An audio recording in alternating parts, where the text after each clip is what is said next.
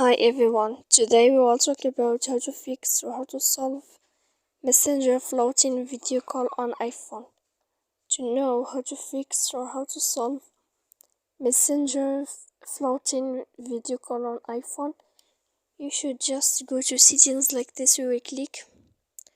After that, in this page, you will go to apps, default apps, app settings. When you will see this list, you will go down to find the application of Messenger and you will enter here. Then in this page you will go to click for stop. After that you will enter to storage. When you will see this page you will click clear cache. Then you will go to click clear data. And that's all that you can turn off your phone.